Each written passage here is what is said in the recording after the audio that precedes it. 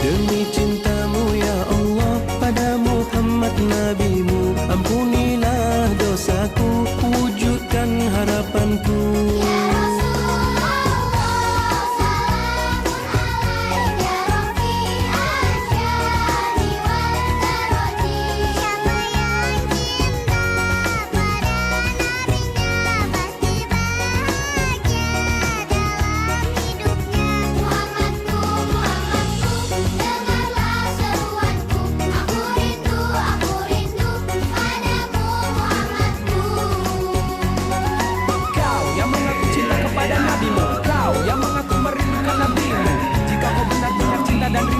Kepada Muhammad nabimu, buktikan taati perintahnya, tinggalkan larangannya, teladani akhlaknya. Niscaya kelak kau akan berjumpa dengan Rasulullah. Niscaya kelak kau akan berjumpa dengan Rasulullah. Dengarlah seruanku, aku rindu padamu Muhammadku. Kau ajarkan hidup ini untuk saling mengasihi, ku tanamkan dalam hati, ku amalkan sejak kini.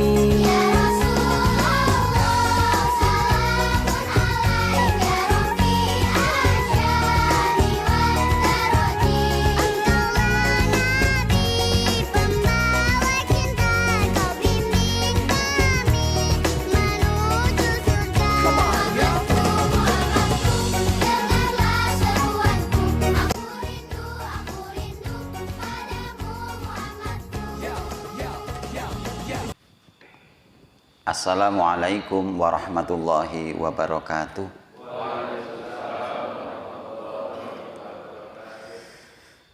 Alhamdulillah alladzi ahyana ba'da ma amatana wa ilaihi nusyur, walladzi arsala rasulahu bil huda wa dinil haqq liyudhhirahu ala dini kullihi walau karihal musyrikun. Allahumma salli wa sallim wa barik ala Muhammad wa ala alihi wa ashabihi wa man tabi'ahu dahu ila yaumiddin, amma ba'du. Jamaah salat subuh sedaya kemawon, alhamdulillah enjang menika kita dipun paringi nikmat gesang. Kathah sanak sedherek kita ingkang boten dipun paringi nikmat gesang malih, dipun timbali. Mila wonten ing mukadimah awal kala kita aturaken alhamdulillah alladzi ahyana ba'da ma amatana wa ilaihi nusyur. Segala puji bagi Allah, yang lain tidak boleh mencari pujian dengan alasan apapun. Siapa Allah? Alladzi ahyana, yaitu zat yang menghidupkan kita. Ba'da ma amatana, setelah mematikan kita semalaman. Wa ilaihi, dan kepadanya lah nusyur, kita akan mahsyarkan, kita akan dikumpulkan. Sehingga wonten ing mukadimah niki saged kita pendet pelajaran wonten 3 paling boten. Alhamdulillah menika sedaya pangalembana, semua bentuk pujian hanyalah milik Allah dan kita tidak boleh mencari pujian meskipun punya alasan untuk dipuji. Tapi yang pantas dipuji hanyalah Allah. Yang kedua, kita sadar, paham bahwa ahyana, Allah yang menghidupkan kita. Artasipun kita punya tanggung jawab menggunakan nikmat hidup ini untuk nanti kita bertanggung jawabkan di hadapan Allah. Dan insya Allah kita sama-sama sampun memahami pilih syukur niku tasarrufu ni'mah hasba ma amara bil mun'im, menggunakan nikmat itu sebagaimana kehendak yang memberi nikmat. Sehingga ketika kita hidup, maka cara mensyukurinya adalah menggunakan hidup ini sebagaimana kehendak yang menghidupkan. Kalau Allah ngendikaken nggih liya'budun, supaya senantiasa mengabdi nggih. Terus menawi kita fahami wa ma khalaqtul jinna wal insa illa liya'buduni, tidak aku ciptakan jin dan tidak aku ciptakan manusia kecuali. Jadi tujuannya itu tidak ada apa-apa. Kita diciptakan sesungguhnya dulu tidak ada tujuan menciptakan, tapi kemudian Allah tetapkan tujuan. Illa, kecuali liya'buduni, supaya mereka senantiasa menyembah. Jadi detik demi detik niku hendaknya bermuatan ibadah. Karena fi'lul mudhari' di situ artinya sedang dan akan. Diciptakan itu apapun bentuk aktivitasnya harus ada nilai ibadah. Maka ibadah itu tidak sekedar sholat, tapi melaksanakan perintah Allah itu ibadah, meninggalkan larangan itu ibadah, melaksanakan apa-apa yang dibolehkan itu ibadah. Jenengan sare niku ibadah, jenengan derek taklim juga ibadah. Menawi dipun gabungan kan jenengan derek taklim kalian sare niku double. Monggo ingin tesih ngantuk dipersilahkan. Sambil ler-leran mboten napa-napa. Salajengipun kesadaran yang berikutnya wa ilaihi nusyur. Paham atau tidak, sadar atau tidak, punya bekal atau tidak, kita nanti akan dikumpulkan untuk dihadapan kepada Allah, mempertanggungjawabkan selama hidup ini untuk apa saja. Kalau sering yang kita sampaikan urip, begitu. Yang dipertanggungjawabkan adalah 4 hal. Jadi urip ki umure diwenehi semono nggo ngopo wae nanti. Jangankan kok seumur-umur ya, kita kadang sekesuk wingi niku hara wingi lek sekesuk wingi tok nggo ngopo ngoten niku enten sek kelewat ya. Kita akan pertanggungjawabkan kesempatan hidup dari awal sampai akhir untuk apa saja. Kemudian R-nya rogo. Rogo niku nggih mbiyen kuat, fisiknya baik bagus, sampai krepo, sampai kayak sampai rusak, tok nggo ngopo wae. Kemudian I-nya ilmu. Sepiro lekmu entuk mbok amalke apa ora. Jadi ilmu itu diamalkan atau tidak.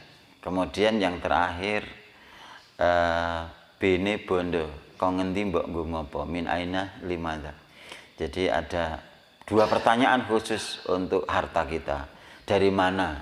Kalau baik bagus itu selamat, cukup dihisap. Kalau yang haram itu dilaknat.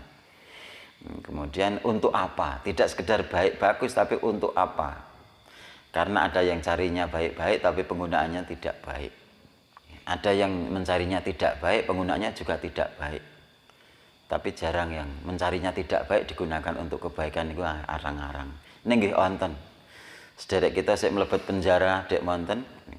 Pripun Pak kula bantu amplifier tinggi mushola untuk ganjaran mboten? Nggih insyaallah entuk. Lah piye? Lah ampli niku asale kula nyolong. Itu sungguh-sungguh terjadi. Jadi ngertas musolane ngakngik mboten wintala kek nyolong gen masjid sing baik bagus towa niku dicolong tekek musola. Niku pikantuk ganjaran mboten Pak kira-kira niku. Innallaha thayyibun la yaqbalu illa thayyiba. Allah ki apik lan ora nampa kejaba sing apik. Lah niki mila mboten sakit kita asal napa memberi, tapi dari mananya dulu juga akan dipertanyakan. Dari mana harta itu dan untuk apa? Kalau untuk apanya benar baik, tapi kalau dari mananya haji ning korupsi, kinten-kinten ditampa mboten. Mungkin enten nggih sing pakai logika, kira-kira cok niku kan korupsine dosa, kek hajine ya kek ngelongi dosa. Mbok napa kira-kira nggih impas. Nggih mboten ngaten, pokoke pun kaidahnya ya sebagaimana yang Allah sampaikan, dengan Allah mengutus Rasulullah sallallahu alaihi wasallam, Allah itu baik dan tidak menerima kecuali yang baik. Ngaten niku. Jadi kesadaran yang ketiga ini yang perlu kita hidupkan dalam roh kita, pikiran kita, hati kita. apapun aktivitas kita yang jelas kita senantiasa ingat kita akan dikembalikan. Sehingga nek dipun kontrol melalui keyakinan ngoten niku mboten sah dieleke tiyang sanes lah. Ajeng napa-napa niku nggih paling mboten kemutan oh iya. Aku ngumpuk-umpuk bondo ning tetep sok dimintai pertanggungjawaban. Saka ngendi mbok nggo ngopo ngaten. Salajengipun kesyukuran alhamdulillah yang berikutnya kenapa kita mesti bersyukur kita kepada Allah? Karena nikmat tidak sekedar nikmat hidup pagi ini, Allah memberikan nikmat sehat. Sedaya sehat Pak Bu nggih. Alhamdulillah. Sinaosa kawontenan nggih dereng pulih 100% ning alhamdulillah sedaya sehat. Niki. Kenging napa ngene kedah kita aturaken sebab kita kedah menyadari bilih enjang menika mboten sedaya sederek kita sehat. Sik ten PKO, sik nika rebahan-rebahan nika kathah sik ngriyeng sakit, sik ten Jeruk, sik ten Karangmojo mriku, sik ten Semanu, ten Gading mriku, ten Yojo. Nggih kathah sederek kita ingkang sakit lan kita ditakdirke dening Allah dipun paringi nikmat sehat alhamdulillah. Salajengipun ingkang pungkasan kathah to nikmat yang kedah kita syukuri ingkang enjang menika ingkang kita aturaken nikmat kesempatan utawi ditakdirkan saged nderek taklim. Ngaji niki tidak semua orang diberi kesempatan. Jenengan hadir mboten krana sehat, mboten krana napa nggih waktu luang. Ingkang sehat mboten hadir nggih insyaallah wonten. Ingkang kagungan waktu luang sik mboten hadir enten mboten. Nggih enten mboten ketang pinten. Artosipun kita hadir niki luar biasa diberikan nikmat kesempatan, diberikan nikmat sehat dan diberikan ghirah semangat taklim utawi pados ilmu. Lah semangat pados ilmu niki kedah kita gesangaken ten nggen roh kita sebab niki asupan rohani, santapan rohani. Menawi fisik kita penuhi napa kebutuhan nutrisi ini pun sementara roh kita ingkang kedah gesang nggih mboten kedah nggih ingkang menjalani hidup selama-lamanya tidak ada batas waktu. Nggih kedah pikantuk asupan. Salajengipun kajengen semangat nggih kita emut-emut terus napa fadilahipun sebab tiyang menika ngatosaken napa mboten semangat napa mboten anggenipun usaha niki tergantung sepinten faham, sadar dan keyakinanipun atas nilai-nilai sesuatu itu. Umpami ngeten niki enten swanten helikopter ke enten megapon pengumuman Bapak Ibu niki Pak Presiden syukuran adum duit nyebar duit ning ming terbatas atusan ewon limang bagor ming disebar ten sak komplek perumahan Handayani. Kira-kira tesih ngaji napa medal nek niki? Kan pun timbang-timbang ngaji ki sesuk menawi iso ning entuk nyebar duit ki ora mendina. Niku dengan pertimbangan itu kemudian enten sing beranjak njuk ndruki duit atusan ewon. Nek jenengan tetep mriki kula paling sik mengkih malah mriku nggih. Nggih nggo Pak ndruki duit sik. Ngajine sok nggih paing meneh ngono. Ngoten. Kenapa? Ya karena kesempatan dan itu ada nilainya yang disebar niku umpama ngoten. Lah ngaji nggih ngoten. Nek sik mboten paham nilai kajian ngeten iki manfaat keutamaan pados ilmu gur diapusi wong piaman. Lah mbok mulih gawe kopi seripit piar ngene wis ngrasake deku-deku. Nek sing paham nggih mboten krana sinten sing nyaosi napa pengaosan. Faham niku fadilahipun. Rasul ngendikaken sing sapa nyempat-nyempatke mlaku golek ngilmu. Niki wonten sik tindak wonten sik nyepeda wau sareng kalih kula Pak sinten wau sik nyepeda. Man salaka tariqan sik sapa nempuh dalan nggih. Yaltamisu fi ilman sing tujuane mau loro ilmu sahalallahu lahu bihi. Mula Allah gampangake kanggo dheweke bihi kalawan ngrekosane sik nempuh dalan iku mau tariqan ilal jannah. Sok gampang anggone mentempuh jalan mlebu swarga. Alhamdulillah. Niki. Terus ngeten niki sinaosan jenengan ngerkaos nggih. Napa mlah sing mboten pikantuk lendetan niku. Nek sing pikantuk lendetan niku rak nggih paling mboten nggih distandarke niku kacek. Nek sing mboten pikantuk ngoten niki rak nggih kedeng-kedeng kepripun niku nggih. Ananging nggih dipun emut-emut kok ida ingkang Rasul dawuhaken al ajru min qadri ta'ab. Ganjaran kuwi tergantung sepira ngrekasane. Mila sing lendet-lendet nggih njing ampun meri nek sing deku-deku tengah niki njing kok lah sami-sami nderek taklim kok kula ming sementen. Lah gajeke lendetan selonjor. Ya. Nah, eneng tengah sila ya rekoso. Lah gajeke Allah wis dawuh, sapa sing luwih ngrekoso ya ganjarane luwih akeh. Monggo lho nek ajeng-ajeng mboten napa-napa. Tesih wonten kesempatan. Nggih nek pun kebacut nggih pun. Dipun gampelaken ditambah ganjaran. Bahkan Rasul ngendikaken akan dinaungi malaikat dengan naungan rahmat kasih sayangnya, dimintakan ampun dosa-dosanya. Bahkan Rasul menggambarkan atau menerangkan sampai ikan-ikan yang ada di laut memintakan ampun. Mila jenengan ampun kaget nek riyin dek teng alam dunya rumangsa punya salah kok teng alam akhirat. Lho, kok kula mboten gadah dosa ya Allah. Gajeke direwangi ora entuk lendetan kek dijalukke ngapura iwak-iwak sak ngalam dunya lho ya. Ngoten niku. Mila kathah saged niki fadilahipun ngaji niki. Salajengipun nggih gambaran mawon. Jenengan ugi sampun maos kisah masyhur, kisah terkenal yang bagaimana dikisahkan oleh Rasulullah sallallahu alaihi wasallam. Dulu kan ada seorang yang membunuh 99 orang. Kemudian mendatangi seorang rahib ahli ibadah mempertanyakan, kalau saya taubat masih diterima tidak?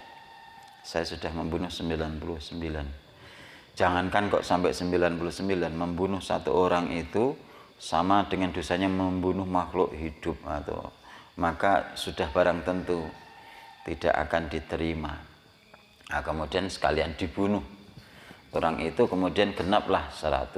Kemudian mendatangi seorang murabi ahli ilmu, kemudian mempertanyakan, bagaimana seandainya aku taubat sementara saya sudah membunuh 100 orang, apakah sekiranya taubat saya diterima? Maka disampaikan, innallaha ghafurur rahim, Allah itu maha pengampun, pasti akan Allah ampuni. Maka untuk kesempurnaan taubat disuruhlah atau diperintahkan orang itu untuk taklim, ikut untuk pergi ke suatu tempat yang di situ ada seorang ahli ilmu yang kemudian agar nanti mendapatkan nasihat bagaimana untuk menjalani kehidupan berikutnya. Itu. Kemudian ditakdirkan di tengah-tengah perjalanan Allah kehendaki dicabut nyawanya, mati. Kemudian terjadi rebutan antara malaikat yang akan membawa ke surga karena sudah ada niatan taubat dengan niatan untuk mencari ilmu itu. Kemudian ada malaikat yang akan membawa ke neraka karena dosa-dosanya sudah membunuh 100 orang. Kemudian datang yang ketiga memberikan jalan tengah, yakni diukur berangkat sampai tujuan itu di tengah-tengah itu lebih jauh mana. Kalau lebih jauh jarak antara tempat asal sampai tujuan dibanding dari tempat kematian sampai tujuan, nah itu. Maka kemudian diputuskan masuk surga karena selisih Allah alam sejengkal atau seberapa lebih dekat kepada tujuan di mana ia akan taklim, dia akan mencari ilmu. Kemudian dari situ diinformasikan oleh Rasulullah bahwa Allah ridho, kemudian Allah mengampuni. Betapa besarnya nilai pahala ngaji, nilai pahala mencari ilmu untuk menjalani kehidupan dengan baik dan benar. Maka dari sini kita ingat apa yang disampaikan Ustadz atau guru ngaji yang sering disampaikan di dalam taklim, sabda Rasulullah sallallahu alaihi wasallam, man kharaja li talabil ilmi fawa fi sabilillahi hatta yarji'a. Man sing sapa wonge kharaja metu saka omah li talabil ilmi, lek tujuane iku loro ilmu, fa huwa mula dheweke dikerto aji fi sabilillahi persis karo wong perang ning dalane mbela agamane Gusti Allah, hatta yarji'a sampai dia pulang lagi masuk rumahnya. Jadi pahala itu non stop dari berangkat sampai pulang mbuh niku buka burjo napa mboten. Niku monggo lho. Ing sampun pikantuk mboten enten wekdal sumene. Nggih, disambi mawon. Insyaallah mawi hukum adatipun nek pengaosan disambi darunjuk niku gampil mlebetipun. Fokus. Monggo pun rahapi. Kita lajengaken nek kula mungkin mawon nggih. Nggih, nek kula meluk-meluk sumene mungkin nggih mboten siyos pengaosan. Terus dari berangkat sampai pulang itu nilainya full fisabilillah. Enten riki ngantuk napa fokus niku tetep pun katut. Mila mungkin nek kondur ampun langsung kondur niki tawaf riyin keliling pundi kan tambah kathah ganjarane. Niku kalih pikantuk sehat nggih, jantung sehat. Pikantuk sango burjo, burjo napa bubur niku. Nggih pikantuk ganjaran fisabilillah. Wonten surat At-Taubah niku wonten ayat 121 Allah nggih dawuh niki betapa orang mencari ilmu ngaji niki ketoke sepele. Ming lenggah, sila mungkin nek kesel nggih timpuh, nek kesel nggih selonjor, nek kesel tenan nggih rong lonjor. Niku ganjarane saya persis. Niku Allah piyambak ingkang dawuh. Nggih. Jadi janganlah semua pergi perang. Kenapa tidak tinggal beberapa orang untuk tafakuh fiddin atau untuk mengkaji ilmu agama, nanti untuk disampaikan ke yang lain ketika pulang dari perang berjihad. Itu jadi nilainya sama.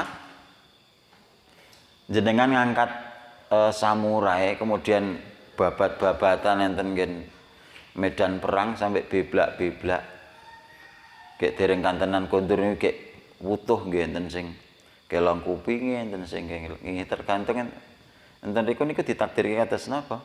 Kalian sik ten griya sinau niku sama persis pahalanya. Mila nek saat-saat niku dereng enten genderang perang ngene. Perang nggih kalih sinten niki rak dereng jelas niki. Umpama niki hidup di zaman Rasul, ada dua pilihan, apakah kita ikut perang bersama Rasul ataukah kita taklim, ikut mengkaji ilmu. Begitu. Itu oleh Allah disampaikan di ayat itu sama nilainya. Niki. Terus luar biasa nilai pengajian niku astunipun mencari ilmu niku. Mila sasampunipun kita memahami nggih. Insyaallah sak mangke wonten semangat tetap bertahan. Nggih. Ada atau tidak snack niku belakangan. Nggih. Sing penting taklim niku. Niku mengke dangu napa mboten niki rak libur niku. Ketoke nggih dangu nek niki. Ketahipun rak kula ten Bantul nggih. Ananging koordinatoripun meniku nikah pikantuk masjid mila libur mila. Biasanipun kula kultum kemrungsung niki mengke ngantos siang mboten enten damelan to. Mila mboten kesesa enjang menika. Jamaah sedaya kita kaji surat Al-Fat ayat terakhir enjang menika. Surat Al-Fatah ayat 29. Pancen mboten enten dawuh secara tekstual untuk kita memperingati Maulid Nabi, tapi sungguh ada perintah dari Allah kapanpun ada kesempatan kita mempelajari bagaimana karakter Rasulullah, kemudian kita tiru karena Allah piyambak dawuh laqad kana lakum fi rasulillahi uswatun hasanah. Enten lam yang dibaca pendek dan qad itu maknanya sungguh benar-benar. Ini penekanan dua kali. Nggih.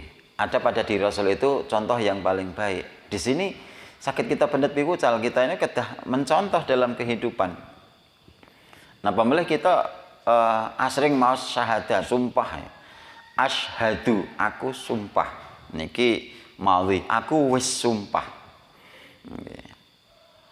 An bahwasanya tidak ada ilaha ghayah fil ibadah. Tidak ada tujuan di dalam ibadahku, di dalam pengabdianku dalam hidup ini illallah kecuali Allah. Sehingga aktivitas apapun kita mesti dari syahadat itu sudah membetulkan niatan, tidak akan ingin dipuji atau mencari. Ngaji niki mboten, yo ayo ngaji mau ketoke digaweke apa no nganggo gelas plastik. Bukan itu, tapi lillah, bismillah. Allah dawuh untuk taklim, ada kesempatan taklim. Nah, itu mewujudkan syahadat. Apapun termasuk kita tidak membuat persembahan kecuali untuk Allah. Maka kalau sedekah laut, persembahan untuk Nyi Bodo, Ki Bodo, terus Mak Lampir, Nyi Roro Kidul, terus metik nek ajeng nandur parimen awae akeh njuk gawe sesajen. Itu ini sebuah pengingkaran, sebuah napa nggih? Dia sudah menyalahi sumpah yang dulu diucapkan. Kalau sudah asyhadu, aku sumpah, aku wis menyatakan, wis sumpah la ilaha illallah, bahwa tidak ada ilah kecuali Allah, tidak ada yang disembah kecuali Allah, tidak ada yang ditaati kecuali Allah, tidak ada yang ditakuti, tidak ada yang dicintai illallah kecuali Allah. Ya sudah, kemudian apapun ini jadi kontrol kita dalam aktivitas, maka dipuji yora mlekrok, dicemooh yora lara ati, begitu biasa ibadah. Itu yang pertama. Yang kedua, sumpah kita juga wa asyhadu, dan aku sudah sumpah anna, bahwasanya Muhammadur Rasulullah, Muhammadar Rasulullah, bahwa Nabi Muhammad utusan Allah. Sehingga bagaimana kita mengabdi kepada Allah, beribadah itu tidak dengan kreativitas kita sesuai dengan keinginan kita, tapi oleh Allah diturunkan, ditunjuk manusia Al-Mustafa yang dipilih oleh Allah sebagai contoh. Nah, begitu. Sehingga kalau kita sudah bersyahadat wa asyhadu anna Muhammadar Rasulullah, dan saya sumpah bahwasanya Muhammad itu utusan Allah, maka apapun bentuk-bentuk pengabdian, bagaimana cara kita hidup, itu ya meniru semampunya, meniru Rasulullah Shallallahu Alaihi Wasallam. Dan kita harus sadar kita ini tiruan. Niku sik pengen niru niku dadase tiruan, tidak mungkin sama dengan asli. Enten sami-sami cincin dilempar tenggen lantai. Menawi sing asli nggih klinting ting ting ting ting ting ting ting. Ngoten niku. Ini nek sik palsu nggih klotrok trok trok trok trok trok ngoten niku. Sama rupa tapi beda kualitas. Karena itu yang ditiru dan yang meniru, atau asli dan tiruan tetap tidak mungkin sama persis. Nah, kita ketika ingin meniru ya jangan berharap persis. Ana guru ngaji kok medit, ana cok ngaji kok lagine yo galak, melu taklim yo keset. Lah kono ke sing melu ngaji yo mulai sik nyolong sandal. Nah, ampun langsung kemudian marah mensikapi orang-orang yang mencemooh orang yang ngaji. Lah kae melu ngaji yo karo suamine sik wani unang-unung. Lah kuwi ngaji. Nek orang ngaji ngerawus, nyokot kuping, ngoten niku.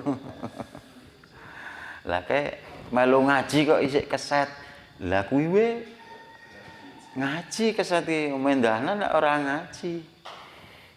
Ngoten niku wis pokoke pun tah mboten sah merisaukan bagaimana orang-orang mencemooh orang yang biasa mawon. Nggih niku. Ya karena kita ini cuma sekedar meniru, dan perintah Allah itu meniru, dan hasilnya ya terserah takdir Allah seperti apa. Yang penting yang dinilai kan usahanya. Salajengipun yang namanya meniru harus paham yang ditiru. Kalau kita ingin meniru kok tidak paham yang ditiru ya kesulitan. Atau seandainya tidak kesulitan ya tidak sama. Enggak paham kok. Kemudian dalam meniru minimal mendekati ke arah yang ditiru, tidak bertentangan dengan yang ditiru. Niki ya harus kita pahami, kita sadari, kita yakini seperti itu yang namanya meniru. Nah, sering saya sampaikan contoh-contoh. Ngeten.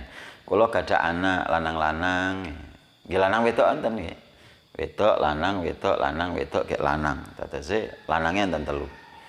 Umpami nyuwun bal, Pak. Njaluk bal. Ora ndidit ya wis sak-sake tiru bal nggih bal tiruan. Maka ketika saya minta tolong Mas Ahmad niku anak asuh, Mat gaweke si Toparo Yahya ke bal tiruan. Maka si Ahmad ini harus mempelajari bal dulu. Bola itu kayak apa?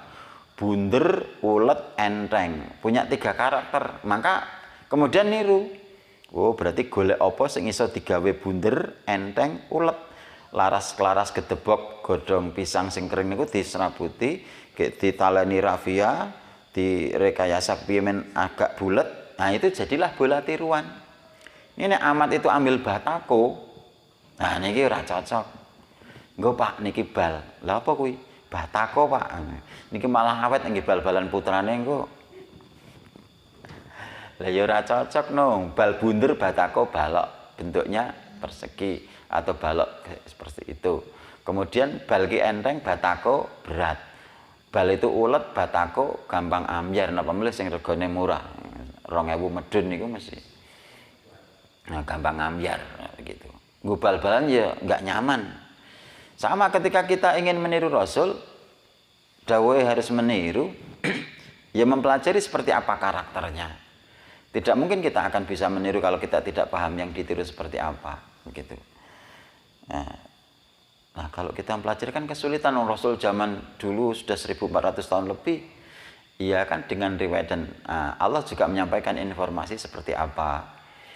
Informasi Allah tentang karakter Nabi Muhammad Sallallahu Alaihi Wasallam. Maka di pagi ini saya sampaikan, saya bacakan apa yang difirmankan Allah tentang karakter beliau. Harapannya kita pahamlah minimal, syukur samangke, yakin terus sadar, kemudian berusaha untuk mendekati ke sana. Allah menyatakan di surat Al-Fat atau di akhir ayat surat Al-Fatah itu di ayat 29, A'udzubillahi minasyaitonirrajim. Muhammadur Rasulullah. Nah, dinyatakan pertama itu. Muhammad itu adalah utusan Allah. Dari sini bisa kita pahami, oh, berarti apapun yang disampaikan Nabi, yang dilakukan, dicegah, didiamkan, ditetapkan, itu atas bimbingan Allah. Allah sendiri juga menyatakan ila wahyu yuha, kecuali apa yang diwahyukan kepadanya, sehingga seperti itu.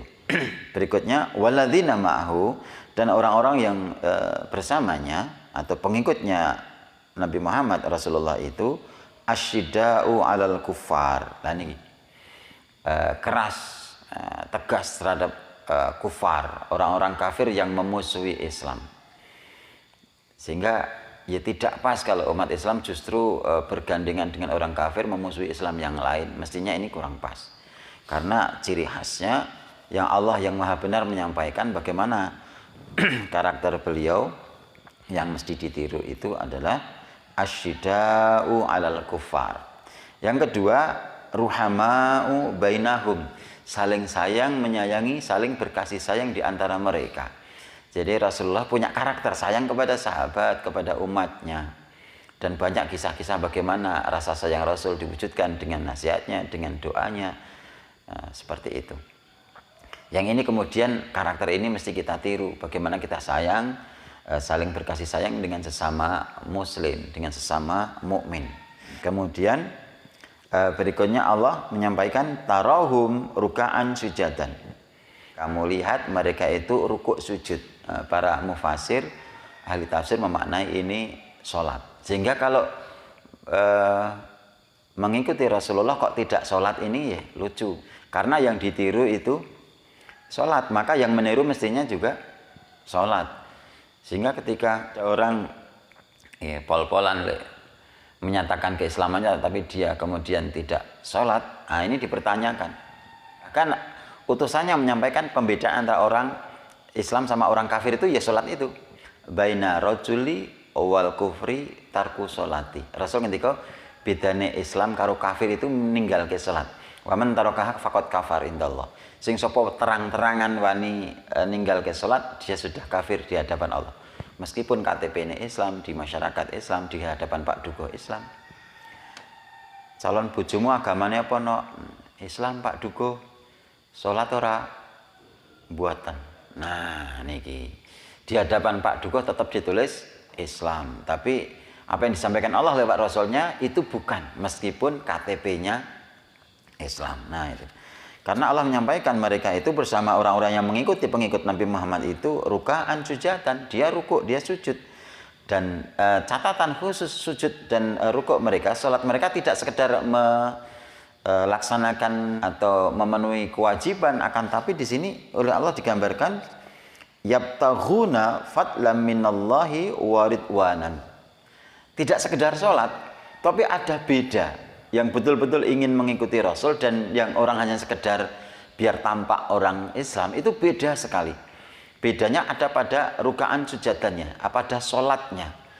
Khas atau ciri khas orang-orang yang ingin mengikuti Rasulullah itu rukuk sujudnya, sholatnya itu yabtaghuna fadlan minallah. Apa yang ada dalam pikiran dan hatinya itu yabtaghuna, mencari-cari, atau mereka senantiasa mencari dari takbir sampai salam, sebelum sholat sampai akhir sholat, sampai zikirnya itu yabtaghuna, tujuannya mencari fadlan minallah, karunia dari Allah. Allah, saya punya utang, saya ingin lunas, saya mohon untuk diberi rezeki dan dilunaskan utang itu. Maka dia sholatnya itu full, tujuannya supaya ada Allah karuniakan rezeki agar terbebas dari utang. Jadi ada sholat karena punya persoalan hidup. Rasul juga mencontohkan demikian. Rasul itu kalau punya persoalan maka beliau sholat 2 rakaat full. Dari awal sampai akhirnya itu ingat Allah dan minta karunia agar Allah memberikan sesuatu, menambah pahala, mengampuni dosa, mendapat sesuatu yang jadi doa di dalam salat itu, karena as-salatu bimana ad-doa. Salat itu doa. Maka dari takbir sampai salam itu isinya doa-doa. Allahumma ufirli warhamni wajburni wahdini warzuqni. Ya, hanya dalam satu sesi saja ada doa-doa ketika duduk di antara 2 sujud itu 5, minta 5. Allahumma ufirli, Allah ampuni aku, warhamni, sayangi aku, wajburni, cukupi semua kebutuhanku, wahdini, berilah hidayah kepada aku selama hidup, warzuqni, dan senantiasa berikan rezeki kepadaku. Nah, ini permintaan terus. Yang kemudian tujuan sholat atau keadaan sholatnya pengikut Nabi Muhammad itu waridwanan, keridhaan.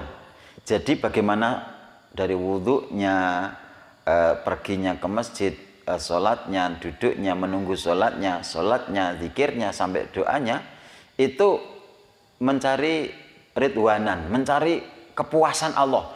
Allah marem, puas dengan pengabdianku, aku sholat tidak terlambat, aku sholat tidak mengingat yang lain, aku sholat khusyuk, bajuku bersih tidak kena najis, wudhuku sempurna, tidak ada yang belang-belang, kemudian bacaanku panjang pendek betul, makhrajnya betul, kemudian memahami makna bacaan doa-doa dan Quran di dalam sholat itu paham, dan kemudian menjadikan ngonek mengingat Allah dengan merasakan komunikasi. Nah, bagaimana agar Allah itu marem, karena memang betul-betul aku ini menghadap Allah dan mengabdi kepadanya. Nah, di situ bedanya orang yang Islam dalam tanda kutip sekedar punya status agama, atau benar-benar sholatnya orang yang ingin mengikuti Rasulullah. Nah, Allah gambarkan bedanya di situ, yakni rukaan sujadan yabtaghuna fadlan minallah waridwanan. Jadi sholatnya itu karena betul-betul mencari balasan dari Allah saja dan mencari kepuasan, kemareman Gusti Allah, bagaimana Allah marem dengan pengabdian kita. Itu Allah terangkan seperti itu. Kemudian simahum, tampak pada mereka, fi wujuhim, di wajah mereka, min asari sujud, ada bekas tanda sujud. Sujud itu meletakkan kepala yang paling terhormat sejajar dengan kaki, tumit ketika kita sujud di hadapan Allah, di samping manusia, sehingga kita ini kalau memang benar berusaha mengikuti Rasulullah itu merasa sama di hadapan Allah, kemudian hilang kesombongan, ujub, takabur, dan karena kita memahami apa yang disampaikan Allah melalui utusannya, la yadkhulul jannata, tidak akan punya harapan masuk surga, liman, untuk orang yang fi qalbihi, di dalam hatinya, misqala dzarratin, sebiji sawi, sekecil apapun, min kibrin, dari sifat sombong. Maka sujud ini membekas, tidak ada kesombongan karena ganteng, karena cantik, karena pinter, karena kaya, karena punya pengikut banyak. Niki, karena biasanya yang sombong itu karena punya kelebihan. Dan alhamdulillah di sini tidak ada yang terlalu lebih dibanding yang lain. Ganteng kan rata-rata niki gantengipun nggih. Mboten enten sing mirip-mirip Nabi Yusuf. Wah. Cantik nggih ketoke nggih mboten enten sing banget ngene iki lho. Ya alhamdulillah disyukuri mawon mboten pantek cantik Bu karena alhamdulillah aku ora kaya Krisdayanti, aku nggone aku kaya ngono kae kaya artis ngonjok aku angger jejer kancane merasa level luwih sithik dibanding. Nah begitu. Kan enten sing kulite iki janjane sama-sama mateng tapi ana sing mateng banget, ana sing kurang patek mateng itu. Angger anu bola-bali cedhake kulite kancane. Yo adek kulitmu saiki sawu mateng. Rodok tenanan terus suwe-suwe matenge. Nah, enten bangjo jejer ngono, wah jebule mobilku iki, jebule motorku iki. Nah, gitu. Merasa. Nah, begitu kok merasa lebih karena digambarkan oleh Rasul dan para ulama menyatakan sombong itu ya merasa lebih atau batarul haq wa ghamdun nas. Menolak kebenaran dan merasa lebih dibanding manusia lain, itulah sombong yang oleh Allah dibenci. Nah orang sujud yang benar-benar sujudnya maka sampai menyadarkan, memahamkan, meyakinkan dirinya bahwa di hadapan Allah itu sama, sejajar, kemudian tidak merasa lebih karena kehormatannya diletakkan dengan kaki. Ambok presiden kan nek sujud padha karo tungkae pemulung kepalae ngeten. Napa enten nek golekno dingklik arek nggo sujud presiden ngeten. Mboten to, ya biasa, sujud ya sujud. Niki. Jadi ini yang perlu kita ambil pelajaran dari ayat ini. Oh, nek ngono saya tidak akan sombong misalnya. Gitu. Karena Allah membenci, bahkan diterangkan sombong itu pakaiannya Allah, siapa yang mengenakannya maka Allah akan murkai. Jadi yang pantas sombong itu Allah yang maha segalanya. Kita nggak bisa apa-apa. Kuat pun karena Allah memberikan kekuatan. Nah, begitu. Demikian hadirin Allah muliakan. Kemudian yang terakhir Allah terangkan dengan gambaran ini yang supaya kita mudah menggali yang jauh lebih dalam lagi. Allah menyampaikan begini. Dzalika masaluhum fit Taurat wa masaluhum fil Injil. Jadi di dalam Taurat dulu sebelum Quran ini diturunkan itu sudah diterangkan bagaimana nanti ada nabi terakhir Muhammad atau Ahmad itu kemudian karakternya seperti apa. Kemudian di dalam Injil juga begitu. Kemudian Allah gambarkan seperti apa gambarannya itu kazara'in seperti tanaman ahroja yang mengeluarkan syat'ahu tunasnya. Kalau saya memahami ini bahwa orang mukmin yang mengikuti Rasulullah senantiasa memperhatikan tunasnya, generasinya, setingkat di bawahnya umurnya itu. Jadi kalau di sini ya pemuda purihandanya seperti apa, TPA-nya seperti apa. Jadi ada perhatian khusus orang yang mengikuti Rasulullah itu terhadap generasi Islam. Sehingga diterangkan oleh oleh Allah seperti itu. Fa'azarahu fastaqladha fastawa ala syuki. Tunas itu tumbuh baik bagus, berkembang menjadi besar, menjadi bagus ya di dalam pokoknya itu. Artinya kita kalau ingin mengikuti Rasul itu bagaimana punya risau terhadap generasi. Allah juga dawuh wal yahsya dan hendaklah kamu punya rasa takut kayak ninggal generasi lemah begitu. Maka ini mestinya jadi evaluasi kita. Bolehlah kita hidup di masa pandemi tapi juga harus lebih khawatir lagi kalau kita punya generasi yang tidak paham Al-Qur'an, tidak paham baca Al-Qur'an, tidak paham sholat, kemudian anak-anak kita tidak paham mendoakan bagaimana kalau kita sudah mati. Ini perlu kita risaukan juga karena seandainya kita sakit karena corona paling ya tidak lama lah. Seandainya sudah mati sudah selesai, nggak ada corona lagi bagi kita. Kemudian kalau kita tidak punya generasi ya kita akan rugi karena selama kita menanti kiamat itu tidak ada yang mendoakan. Artinya perlulah kita memperhatikan bagaimana pengkaderan itu, memahami pentingnya pengkaderan ini, menyiapkan generasi itu. Kemudian Allah gambarkan yu'jibuz zura', tanaman atau tunas itu mentakjubkan penanamnya. Kita sebagai orang tua yang kaderisasi menyiapkan generasi itu takjub. Aku biyen cilik ngono ki urung iso maca Quran. Cilik iki sik gaweane celemer. Eneng kacang dijeprut, dikemah ana kacang ijo, gatel-gatel legi kaya dikremus eneng. Wis pokoke kayak saiki cah cilik-cilik kok wis ngaji, wis maca Quran. Takjub kita dengan generasi kita. Nah, seperti itu. Nabi Muhammad juga bagaimana hidup di zaman seperti itu, tapi kemudian Allah menggambarkan bagaimana generasi Nabi Muhammad berikutnya.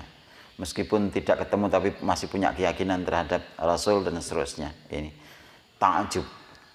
Yang kedua, liyaghidhu bihimul kufar. Bagusnya generasi kita, kuatnya umat Islam itu menjengkelkan orang kafir. Jadi Allah menerangkan kalau umat Islam terpecah, orang kafir itu yes, begitu. Tapi kalau umat Islam bersatu, kuat kokoh, itu mereka jengkel. Maka ada intrik, ada usaha-usaha pasti bagaimana Islam itu terpecah. Kalau Islam bersatu bahaya, bisa menguasai dunia. Tapi dikondisikan bagaimana ada perang, bagaimana ada perbedaan, ya. Khilafiyah dan seterusnya, sehingga itu dikondisikan. Sementara Allah menggambarkan ini generasi yang bagus itu ya mentakjubkan yang generasi yang dulu dan menjengkelkan hati orang-orang kafir. Maka di akhir ayat ini Allah berjanji, wa'adallahu alladzina amanu wa amilus shalihat, dan Allah telah berjanji kepada orang yang beriman dan beramal solih, yakin kepada Allah dan beramal solih yang tadi disebutkan. Keras terhadap orang musuh Islam, tidak, malah kita bersahabat, enggak, kemudian kita saling menyayangi, kemudian meningkatkan kualitas sholat kita, meningkatkan kuantitas sholat kita, kemudian bagaimana kita tawadhu, kita tidak menjadi orang sombong, kemudian kita menyiapkan generasi. Nah, orang yang seperti itu oleh Allah dijanjikan minhum, dari usaha-usaha mereka, amal soleh dan keimanan mereka itu maghfiratan, Allah akan kasih ampunan. Diterangkan oleh para ahli tafsir, yang dimaksud maghfiratan itu seharusnya disiksa dulu, pernah salah, pernah dosa, kemudian tidak disiksa karena Allah kemudian ampuni. Yukafir anhu sayyiatihi.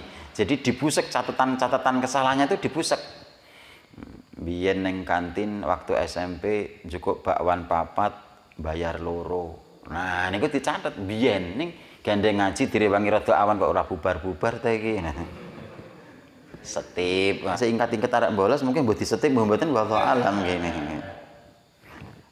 Niku yang terakhir ajron azima, pahala yang besar. Yakni Allah akan kasihkan surga itu besar. Kenapa? Tidak banding dengan ngerkosone dhewe teng alam donya. Kita ngerkoso salat Allah 10 menit ping 5, 50 menit masih dikasih 23 jam lebih. Sementara Allah kasihkan surga itu di sana itu diberi fasilitas sampai selamanya. Di surat Fussilat itu. Lakum fiha ma tastahi anfusukum. Lakum kanggo sira kabeh sing ning swarga iki ma tastahi anfusukum. Apa sik dadi kerenteking atimu Allah kasih selamanya loh, mboten ada batas waktu. Walakum fiha ma tad'un, dan bagi kalian yang di surga itu apa yang kamu minta langsung. Ora engko ora sesuk, engko ora tapi saiki njaluk saiki tak kasih, dan itu berlaku selamanya. Itu. Sehingga tidak banding dengan ngerkoso kita taklim, ngerkoso kita infak, ngerkoso kita apapun, mengurip-urip gratis di sini, sholat jamaah, mengawali sebelum sholat sudah siap. Itu seandainya di kerto aji, niku dereng imbang dengan pahala atau balasan yang Allah akan berikan nanti. Maka disebut ajron aziman, itu pahala yang besar sekali. Dibanding ngerkosone itu nggak ada apa-apanya, begitu. Demikian hadirnya Allah muliakan. Mugi-mugi kita sakit memahami, menyadari, meyakini dan berusaha untuk niru apa yang Allah sampaikan tentang diri pribadi atau karakter Rasulullah dan orang-orang yang mengikuti Rasulullah, dan semoga kita termasuk orang-orang yang bejo donya, bejo akhirat. Ngaten nggih. Kita pungkasi taklim enjang menika kanthi maslahah. Alhamdulillah. Alhamdulillahirabbil alamin. Subhanakallahumma wa bihamdika asyhadu an la ilaha illa anta astaghfiruka wa atubu ilaik. Assalamualaikum warahmatullahi wabarakatuh.